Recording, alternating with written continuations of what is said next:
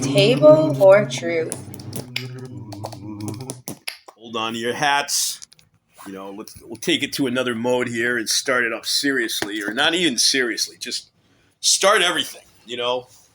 See how everything just occurs. You'll notice that every now and then, when it comes to the online, like the broadcast, it's like I was telling Matt up there. You know what this is like? What? This is like WWF when you get into your alter ego persona, sort of. Not that this isn't an extension. You're in your alter ego. I'm in my alter ego persona. I'm me. You're you. All right. But right. Go ahead. I just told you something grim and profound off camera or off audio about some existential concerns I have in my own existence. And it would be wrong to burden the audience with some of these issues. So I'm trying to keep a cheerful persona this week, considering what I just shared with you today about the opportunity there that just fell. So how am I doing? Overall, pretty good, I think. Stoic is the word, All right. So, well, the positive thing, again, is that many people think that if something fails, it's them, when there could be circumstance, environmental, something out of your control, that the reason that you did not succeed in whatever endeavor you're trying to do. The whole thing is just to keep that positive attitude and hit it again. That's always been my philosophy. I was struggling with low self-esteem about 5 minutes ago, but you've helped me out. Thank you. All right. No, to be honest with you, that's good. Like, and you're absolutely right. Like, it's don't take those things personally, because there's so many variables that happen that it's honestly outside of your control. One thing I've noticed in the human psyche that's an issue is, for some reason, I don't know if this happens to other people, but I've noticed that it seems to be when these kind of situations happen where like something really is outside of your control, it doesn't happen the way you want, and some amplified part of yourself starts to kick you and make you feel like inadequate or useless or hopeless, and then you just feed into it and it just spirals out of control, and next thing you know, you're depressed for a few hours. I've learned that if I catch that, those idiosyncrasies, I can parry them, and I don't feel as like needlessly deluded toward those feelings. It profits nothing, which maybe that's my health tip for the day. Well, no, that's good, because one of the things that I have to remind myself once in a while is a quote that most of us have all heard at one time or another. God grant me the serenity to accept the things I cannot change, courage to change the things I can, and the wisdom to know the difference. Yeah, if you believe in God, that's pretty profound. I like it. And that's good. And my other favorite one is, just because you're paranoid doesn't mean they aren't after you. And that was from Henry Kissinger. That sounds more conspiracy theorist, though. I'm surprised you follow that mantra, One of the things that I've seen from people now and again is when they don't trust their gut. They'll be walking down the street and they see someone coming in the opposite direction. Their feelings or their spidey sense starts to tingle, and then they talk themselves out of it. That should mean that may not be paranoid, and sometimes it costs them because they fail to listen to their inner gut. Their inner gut, yeah. And they talk themselves out of it, and it's there for a reason. Well, tying that into the themes of today, mm-hmm. because here for Table for Truth, we like to talk about current events and issues of the day. So I would like to hear some of the nuggets of topics of concern you may have, but I wanted to bring one up quickly. Sure. Seeing how the Gaza Palestinian Israeli conflict evidently is still an issue. I'm not naive. It's only been about a month. Obviously, tensions have risen. Israel has gone into Gaza now, or is like things have started. Right. They surrounded Gaza, and then they cut it in half, and they're telling civilians in the northern half to move to the southern half. I'm sorry, and let me be specific, not Gaza, Gaza City. Meanwhile, all over the world, we're seeing a lot of opposition towards this campaign, as if all of a sudden Israel has lost its right to have any kind of justified response towards what happened on October 7th, which is really curious. In fact, I want to quote a couple conversations I saw here on text. I had one with a friend recently, and I've noticed the theme here. My friend here seems to be more pro-Palestinian, which, again, pulling in Obama. Everybody's entitled to their opinion. All right, everybody just stay calm. And but let's have a nice, rational debate instead of just like want to get violent or just start throwing like word vomit on each other. So we tried to do that, and my friend, warned me a little bit in a friendly way, and he said, "Keep in mind which side is focused on paying to produce propaganda right now, and which side is focused on fleeing for their lives." And he's garnering a more sympathetic emotion towards the Palestinians that are caught in the crossfire that are innocent. I think that's valid. Let me just continue some of the other points he was making. Every country in the UN other than the U.S. and Israel have labeled the Israeli treatment of Palestinians as apartheid. That's true. Well, actually, I don't know how true that is, but there's definitely a lot of sympathy towards the Palestinian people as this campaign is going on. Let's dissect this a little bit more. The deeper layers of this onion, he writes, are admitting that the government of Israel was established to be an extension of British banking power through its puppet U.S., or I guess that would be the U.S. Joe Biden himself is on video saying that if Israel didn't exist, we would have to invent one to serve as a U.S. military base. In regards to this latest, video, I actually showed him a video that I thought was kind of interesting. In fact, I was going to bring it up in a little bit. The video was, I think I sent you a copy of it, and it talked about why Palestinians don't seem to be accepted or admitted in terms of asylum in other neighboring Middle East countries, which I think is an overall elephant in the room that a lot of people wonder about. The person in the video, and I can look up the video in a minute, but had thematically mentioned that historically many nations had accepted Palestinian refugees in the past. And this is ignoring the fact that a lot of people assume this is just because they want to kind of stick it to the U.S. and therefore the Palestinian Gaza opposition is sort of like a thorn in NATO's flesh, if you will, proverbial flesh. But some of the highlights that this narrator brought up, did you see the link? I think it's the second or third. I did. And just for the audience, the title was Nowhere to Take Refuge.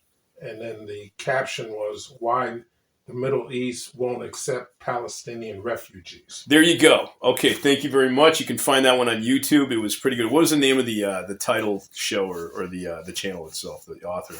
I was supposed to go that far? Well, I mean, you just give the guy a shout out for coming up with the info. But... Right, well, okay. Well, shout out. Okay, fair enough. I mean, yeah. Okay, it was yours. All right. Well, if it was mine, I'd okay, have all the information. Fair enough. Look up the title on YouTube if you're interested. It's actually, I thought it was pretty eye-opening, to be fair. Again, you take everything with a grain of salt, but let me give you some of the highlights that I saw from this. Historically, many nations in the past that are from the Middle East had accepted Palestinian refugees. But apparently, enough of the Palestinians had burned their bridges in the past with some of these Middle Eastern neighboring countries. And then the author, did you find the author yet? Not yet. Work on it. Continue. Okay. The author had gone on to give a couple examples because, we need a little bit of examples here when, you're talking about this kind of stuff. So he said, like, for instance, in 1991, Kuwait expelled about 300,000 Palestinians in the aftermath of the first Gulf War. Why would they do that? There were Palestinians that were living in Kuwait, I guess, at the time. The reason they were pretty much shown the borders, and here's the thing. Well, people that are complaining right now what's going on in terms of the injustices towards the Palestinian people in the Middle East, I can understand the emotion because I myself, I'm like, this really sucks if you're an innocent Palestinian individual who did not necessarily attack the Israeli border. But even then, some people are supporting it and completely ignoring the carnage that took place. But that's another story. The bottom line is that this has happened in the past, and nobody demonized these Middle Eastern countries when they expelled Palestinians and deported them out of their area and stuff. So let's look at this in a little bit more detail here. In 1991, Kuwait expelled 300,000 Palestinians in the aftermath of the first Gulf War. Why? Because the PLO, that's the Palestinian Liberation Organization, supported Iraqi occupation of Kuwait at the time. Once Kuwait won, Kuwait basically just kicked out what they consider were the dissenters complicit against, basically giving favor to their country, which would have been the Palestinians that were in their country. And they kicked them out of Kuwait for that. Now, I guess a good question all of us could ask is, if you were in Kuwait at the time, can you blame them for that? All right. I guess feel free to leave a comment down below on the if you're listening to this. But let me continue. I'm not going to say yay or nay. I'm just posing the questions here that were brought that as a result of this. Just watching this article here. Decades later, the PLO in Jordan, turns out they had bullied a lot of the locals to support their cause of attrition against Israel. When Jordan tried to police this and try to kind of bring some control back into the state, many police apparently were killed. So finally, the Jordanian army had enough. And I believe it was 1970, after 10 months of fight.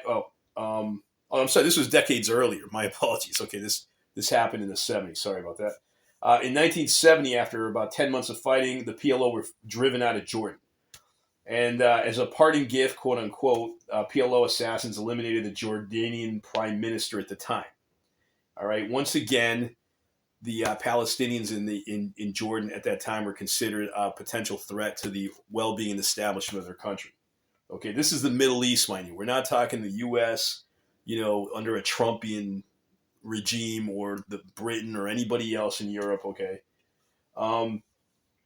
Lebanon also had similar dealings with the Palestinian residents, which they have not arguably recovered even to this day.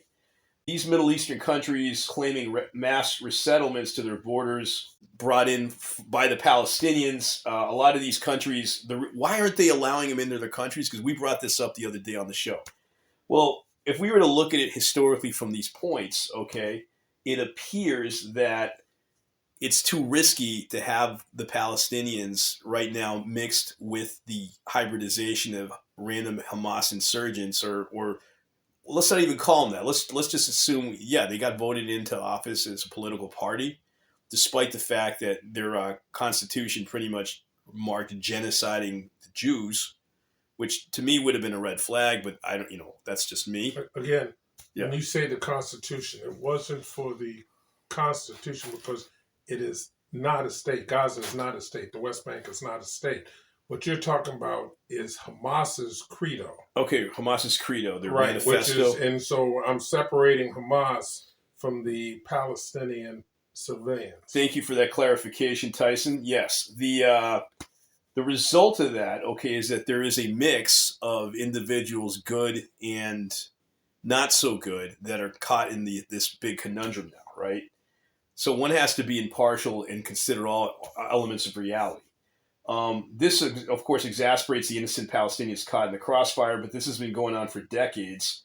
And a good question I think a human could ask themselves, no matter where they are on Earth who's paying attention to this, including Israel and Palestine, why have the Palestinian society in the Gaza Strip not seemed to, gotten a hint to continue to elect parties into government that are basically gangsters, for lack of a better word? Honestly, that was brought up to me, and I don't have an answer except going, it's just bringing the same party over and over. Maybe not the same party, but the same sort of spirit behind that party, right? I understand the idea of wanting to liberate the Gaza Strip, but there comes a point where there's clearly a metaphysical Newtonian law of mechanics in effect here of reaping what one sowed. If one becomes belligerent, even to you could argue the neighbors that are not necessarily complying with them. And so Palestine is not everybody in Palestine, by the way, because there is a big mass of Palestinians that actually cross into the Israeli territory and work. And up till October 7th, we're doing fine, just working. And right, and that money was being brought back. yeah, like it's not like everybody loves in the new order here going on. There's a lot of Palestinians that are not happy about, I guess, the way Hamas had treated this. I don't know how much they were, assuming they weren't aware of the surprise attack that was being planned, but so it's naive to assume all Palestinians, of course, are complicit with Hamas, and I think that's probably the best counterpoint that, like, for instance, my friend could make about the innocents that are being caught in the crossfire. And I totally understand the sympathy to it, but I guess we have to just look at things from a law of mechanics, cause and effect. Okay, well, just to did do the research, and again, the YouTube video was why the Middle East won't accept Palestinian refugees, and it was put out by the Y Minutes, the WHY Minutes. Okay. And so that was the sponsor, and I thought it was pretty good because what I had forgotten about, because it has been decades, right? And they brought it, was the PLO. Yeah. And which I remember now that it was brought up, how they were problematic for quite a few countries in the Middle East. And so currently we look at the Palestinian Authority. And today I was listening to a segment from a Sunday show in which they had an announced leader of the Palestinians, and what he designated, because again what's come up was the two-state solution, right? And he said, she said that yes, the Palestinian Authority, and why don't they come in, help with running Gaza once this conflict ends, and that way the Palestinian people can basically run their own government until hopefully a two-state solution comes up. That seems reasonable. That seemed reasonable to me until he told me, he says, no, not the Palestinian Authority. He said the PLO. And that's, that reputation of the PLO, it's problematic because we run right back into another Hamas. Maybe kinder, but and I'm not sure that will fly, because we've seen, and again, that as a kid, I didn't know any better at the PLO. I actually just, this is crazy, but as a kid, the PLO made me smile. You want to know why? Why? Because that weird headscarf, I'm not going to call it weird, but that headscarf that Yasser Arafat would always wear that looked like a Papagino's checkerboard sheet made me always think of pizza and wanted to go to Papagino's. Oh, okay. So I know that's probably the most inappropriate thing to say towards, I guess, Palestinian sympathizers, but let's be real, Papagino's is really good pizza. But and they're not our sponsor yet. They're not our sponsor probably ever, because unfortunately I think they're down to 2 chain restaurants. But oh man, now they'll never be our sponsor. Yeah, that's a show for another topic right there, or topic for another show. Gee, but yeah, no, I did know, obviously, after I grew up a little bit and did some history research. Yeah, the PLO seemed a precursor to the current Hamas reality in the government. It's just like replacing one group with another. I don't know how people can just look away to these realities that have caused partially the misery to the Palestinian people. It's not just the people that I've talked to or that are pro-Palestinian are constantly reminding, well, the Jewish Israeli state, really oppressed with an apartheid kind of culture that they created there, upper class versus lower class. I have to agree with Arnold on this one. I don't know if you saw his YouTube video on this, but I mean, there comes a point where there is an element of for each kingdom, each province, each county, each family, whatever you want to call it, there is still a personal. I know that some of us do not get the same economic advantages as other people, but is there enough evidence, I guess is a good question to ask pro-Palestinian, radical supporters. Not everybody is, but I'm just saying, is there enough evidence to justify that the Palestinian individuals that are living in the Gaza Strip were deliberately denied any kind of access to education, ability to kind of technologically move their culture from the from what it was like 50 years ago, and kind of almost be a competing state with or against Israel, for lack of a better word. Is there enough proof that shows that Israel deliberately tried to like economically starve them out of business opportunity, talent for technology? Well, again, business opportunity where? Remember, the Israelis pulled fully out of Gaza and allowed. I hate to use that term, but it is in Israel. Gaza is, and so the Palestinian were able, without interference, to govern themselves. And we saw what happened in the subsequent elections, where a lot of Hamas was put in leadership roles in the government. And then we see what happens in 2023 with, it was estimated some 500 miles of tunnels under Gaza built by Hamas. It was backed by Iran. I mean, I guess that's the thing. Is it naive to just say that? I mean, looking at all these observations, is there any element of accountability for the province as a whole to have, focused on better development, or did Israel, as they seem to insinuate, literally rob them of any kind of economic opportunity of imports to allow them to grow as a society? And granted, you've got the Mediterranean Sea there too, so I'm trying to understand how that couldn't be served as a port. Were there any restrictions that inhibited the Palestinians to build infrastructures in any cities or any areas, provinces, towns in that along the sea to get imports? Was there anything that was preventing them to get any kind of engineering and technology STEM talent into their ranks? I haven't done the research to be able to answer that. But like you said, you have the sea there. You have Egypt to the south, who's had their own difficulties at times with Palestinians and their refusal. Right. Refugees coming to Egypt. And you have this history apparently of the other Middle Eastern countries that have actually been like, yo, we don't like, unless we can filter the bad hombres out of those immigrants. See, this is the part that I find very ironic, because without throwing out the crisis here in the United States in terms of homeland security, when Trump simply mentioned bad hombres coming from like the South, from Mexico or whatever, right? Speaking as a Mexican, and I remember him covering his butt and going, not all of them, right? And I was like, yeah, okay, I get it. You're not generalizing every Mexican. I'm not trying to go pro-Trump here, but the fact is, how is his decision any different than any of the Middle Eastern countries in the sense of being very cautious admitting Palestinian refugees into the country? Help me out, someone. Hold it. You're talking about the migrants coming from South America, and again, in terms of just like policy of trying to like filter individuals coming in through like some sort of a check system, and eventually allowing a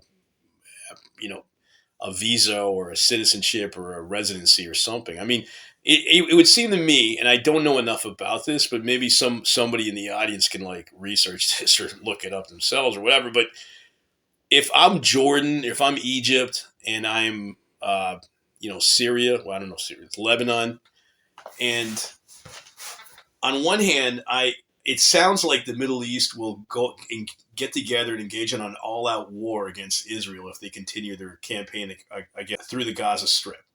That's what you hear in the news. Again, like you try to take the average of this, take it with a grain of salt, and that in theory could induce World War III. But on the other hand, the reality is they're not allowing Palestinians to admittance into their areas. But then when you look at the history behind this, and I think if anybody gets anything out of this show tonight, it's this theme. The Palestinians just have a bad credit score, like the ones from the Gaza Strip. Not everybody, but just as a whole, to be given free admittance into any neighboring Middle East province. So who's to blame for this? Is it xenophobia from other Middle Eastern countries towards the Gaza Palestinians? And if so, then why the hell where's this rumor coming from that they all want to get together and attack Israel? Or is the partial fault the Israelis, supposedly, according to pro-Palestinian sympathizers, that Israelis have made it so bad for the Palestinians to Gaza Strip that, everything, like every opportunity was just destroyed? Or is it partially the fault of Palestinians in the Gaza Strip over decades of just not building their infrastructure enough and allowing governments like Hamas to take over? Don't crush down and eradicate your enemies. Rather, love them. Show them this show and show them how opposing views can work in harmony together. And set the example by hitting a like and subscribing.